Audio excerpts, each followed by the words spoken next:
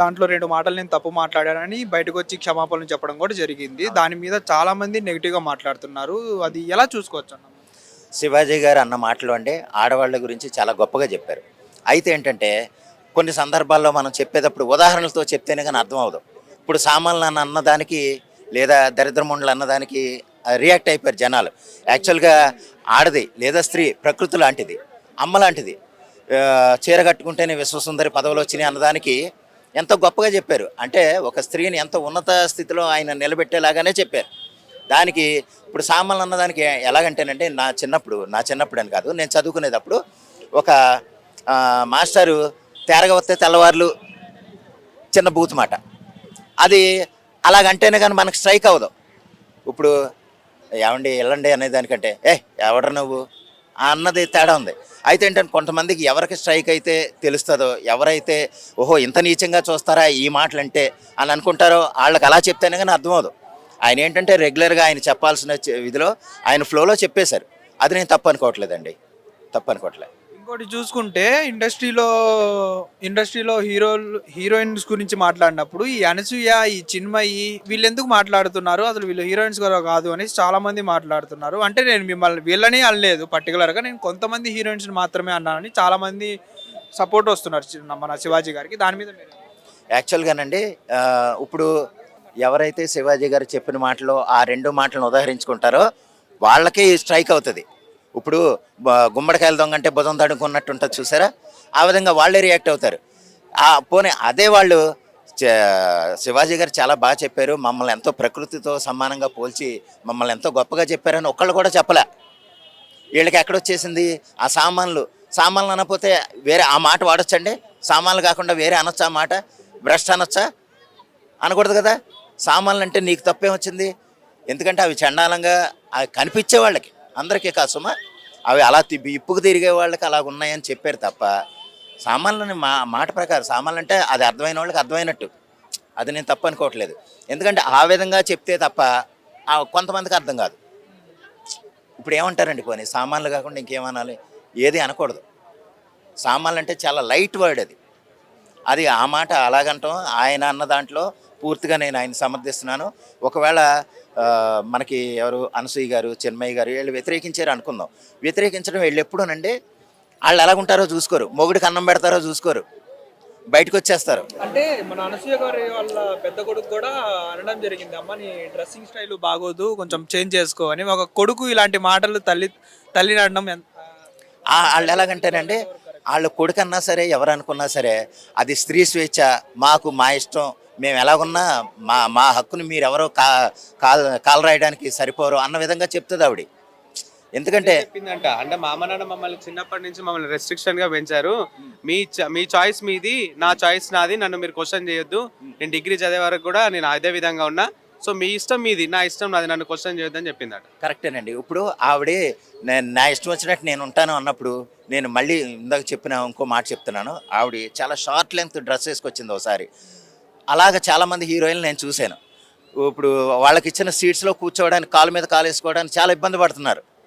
వాళ్ళే ఎవరైతే ఈ స్త్రీ స్వేచ్ఛ, మా ఇష్టం వచ్చినట్టు మేము ఉంటాం అని మాట్లాడేవాళ్ళు, వాళ్ళు కూర్చోవడానికి అంత ఇబ్బంది పడడం దేనికి? ఇలా లాగేసుకుని దగ్గర లాగేసుకుని వేసేది కొరస. నేను కూర్చుంటాను, కనపడుతుందేమో, చిరాగ్గా ఉంటుందేమో, చూసేవాళ్ళకి బాగోదేమో అన్న జ్ఞానం వాళ్ళకు ఉంటే మంచి డ్రెస్ వేసుకుంటారు కదా. అటువంటిప్పుడు నువ్వంతా ఇదైపోయి దగ్గర లాగేసుకుని ఇబ్బంది పడిపోతా కూర్చోవటం. మళ్ళీ అంత ఇబ్బంది ఎందుకమ్మా మీకు? మంచి డ్రెస్ వేసుకుంటే మీకు ఆ ఇబ్బంది ఉండదు కదా. నువ్వు ఒకవేళ సపోజ్ అలాగే వచ్చానుకో, అందరూ కూడా నిన్నే చూస్తారు. ఇంకోటి ఏంటంటే అండి, నాగబాబు గారు కూడా వీళ్ళిద్దరికి సపోర్ట్ చేస్తూ మాట్లాడారు. అవునండి, నాగబాబు గారు సపోర్ట్ ఉన్నానండి. నేను ఆయన విషయంలో ఎందుకు ఇదవుతున్నానంటే, ఆయన ఒక ఎమ్మెల్సీ, ఒక బాధ్యత గల ప్రభుత్వ మెంబర్గా ఉన్నారు. ఏమంటే ఆంధ్రప్రదేశ్కి సంబంధించి ఒక ఎమ్మెల్సీ గౌరవపరమైన హోదాలో ఉన్నారు.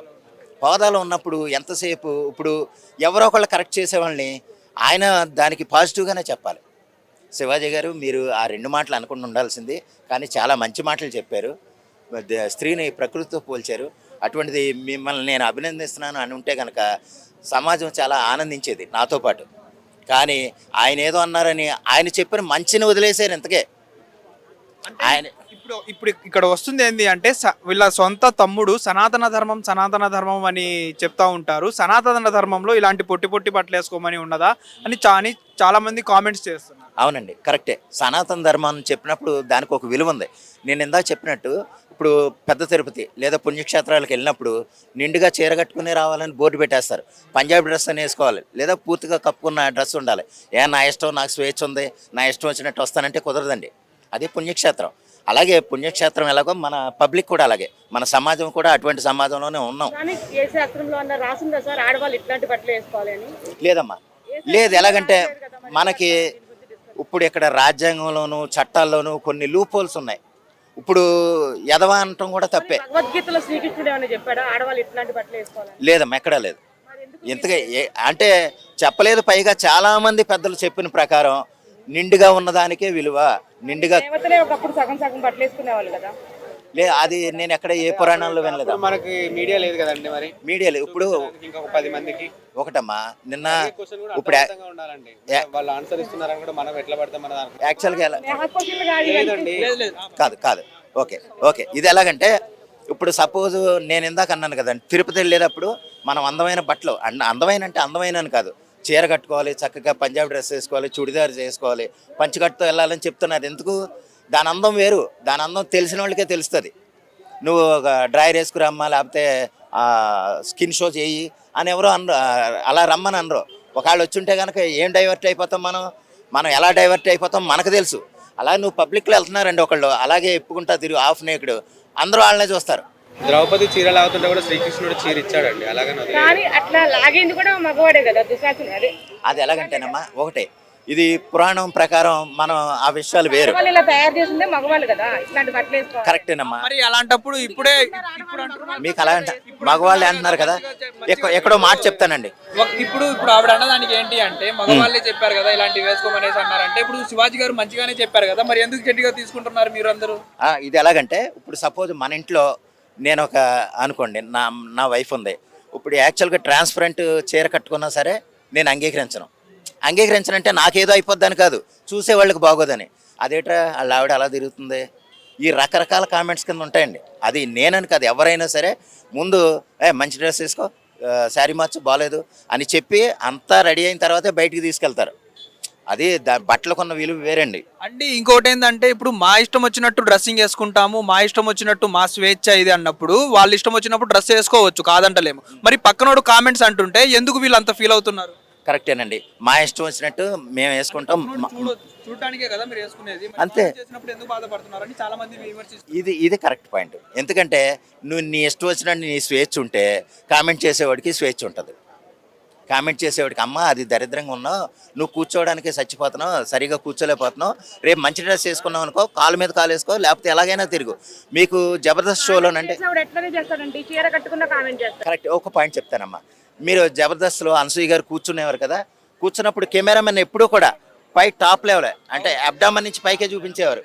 కాళ్ళు ఎందుకు చూపించేవాడు కాదు, ఎందుకంటే ఆవిడ చాలా కురస డ్రెస్ తీసుకొచ్చేది. ఆ కెమెరామెన్ అందంగానే ఉన్నావు కదమ్మా, నీకు స్వేచ్ఛ ఉంది కదా, నీ కెమెరా పెట్టినా అంటే ఆవిడే వద్దంటది.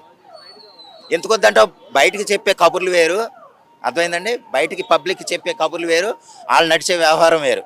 ఇంకోటి చూసుకుంటే ఇప్పుడు ఏంటంటే మన అనసూయ గారికి అంత బయట పాపులారిటీ తగ్గిపోయింది, దానివల్లే ఇప్పుడు దీన్ని పెద్ద పాపులారిటీ చేసుకుని ఫేమ్ తెచ్చుకుందాం అన్నట్టుగా కూడా చూస్తున్నారని బయట చాలా మంది కామెంట్స్ చేస్తున్నారు. దాని మీద మీరు ఏమండి, ఆవిడ ఇంకోటి చెప్పిన ఆంటీ అన్నదానికే ఫీల్ అయిపోద్ది. యాక్చువల్గా ఆంటీ అంటేనే ఫీల్ అయిపోద్ది. నీ ఇష్టం వచ్చినట్టు నువ్వు ఉంటాను అనుకున్నప్పుడు నిన్న ఆంటీ అంటే తప్పే ఉందమ్మా. You are not a kid, you are about 45 years above. అలాగున్నప్పుడు 40 ఎవరైనా సరే నీకు తెలియని వ్యక్తి, నువ్వెవరో తెలియనప్పుడు నిన్న ఆంటీ అనే అంటారు.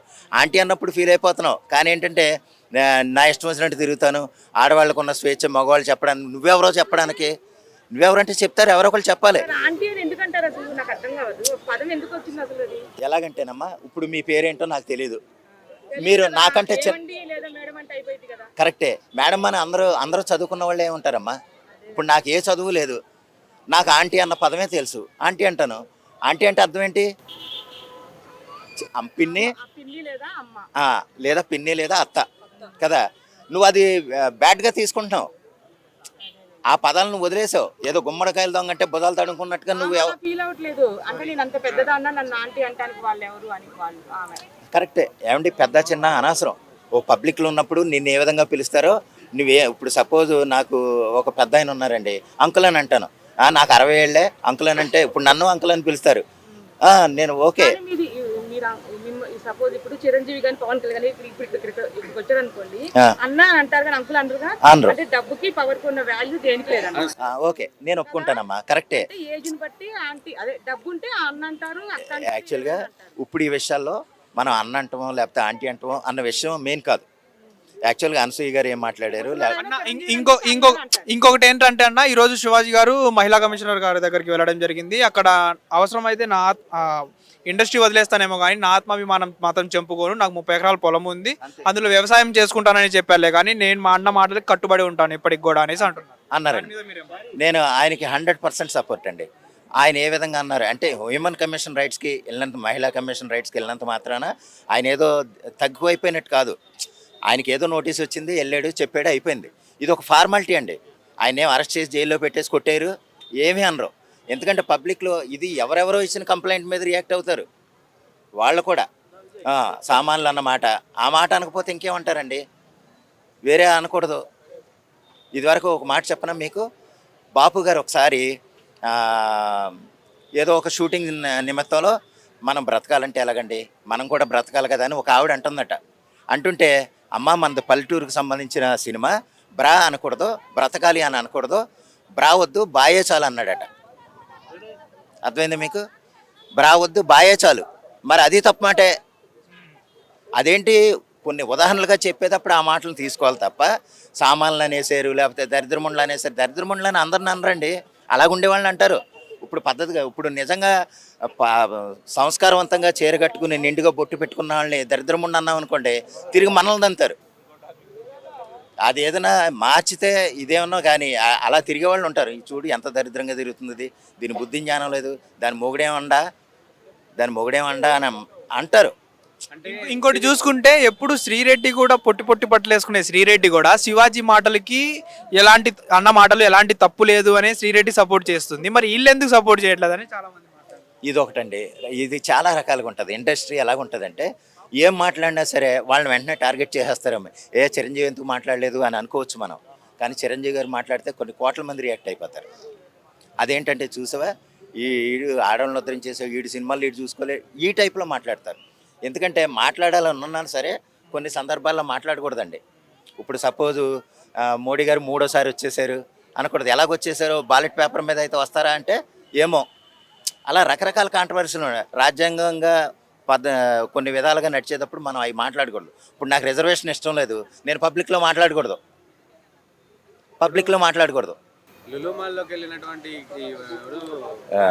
నిధి అగర్వాల్ గారు, ఆవిడే రియాక్ట్ కాలేదు, అనసూయకి ఎందుకు అంటారు మరి అసలు? ఆవిడ ఎలాగంటే అండి, అంటే ఇప్పుడు ఆ రోజు నిధి అగర్వాల్ గారికి పొరపాటున ఏదైనా మిస్టేక్ అయినట్టయితే ఏంటి సిచ్యువేషన్, వీళ్ళందరూ ఏమనే వాళ్ళు ఆ రోజు? యాక్చువల్గానండి శివాజీ గారు ప్రస్తావించింది ఈ విషయాన్ని. యాక్చువల్గా నిధి అగర్వాల్ కనుక కరెక్ట్గా ఉండి అంటే ఆవిడ ఇష్టం ఆవిడ అనుకోండి, కానీ పబ్లిక్ వచ్చేటప్పుడు అంటున్నాను, నువ్వు ఇంట్లో నీ ఇష్టం. మనం ఇంట్లో ఉన్న వాళ్ళు కొంతమంది వీడియోలు చేసి పెడతా ఉంటారు, చాలా షార్ట్ లెంగ్త్ డ్రెస్ యాక్చువల్ కరెక్టేనమ్మా, కరెక్టే. నేను ఎలాగంటే ఓకే కరెక్టే. ఇప్పుడు నిధి అగర్వాల్ లాగిన వాళ్ళని అని అంటున్నారు కదా, ఆవిడ యాక్చువల్గా మనకి ఎవరిని చూసినా ఒక్కొక్క అభిప్రాయం ఉంటుందండి. ఒకసారి మన ఊళ్ళల్లోనూ రికార్డింగ్ డ్యాన్స్లు జరుగుతూ ఉంటాయి, వాళ్ళతో చాలా చాలా చండాలంగా మిస్బిహేవ్ చేస్తారు. అదే యాక్చువల్గా అదే వాళ్ళ మధ్యలోనే చాలా చీర కట్టుకుని పద్ధతిగా ఉన్న వాళ్ళు అంటారు, వాళ్ళ చెంగి ఎవరో లాగరు, వాళ్ళని ఎవరో ఆట పట్టించరు. కాదమ్మా, ఎందుకంటే అలా లాగారంటే ఆడు మనిషి కాదు. అటువంటి వాళ్ళని నువ్వు విమర్శించు, కానీ ఏంటంటే మొత్తం బాడీ అంతా కనపడేలాగా చేసుకుని ట్రాన్స్పరెంట్గా ఉండి నువ్వు ఆ విధంగా చూడడానికే వల్గర్గా ఉండి నిన్ను అలా ఉన్నారంటే నిన్ను అలాగే చేస్తారు.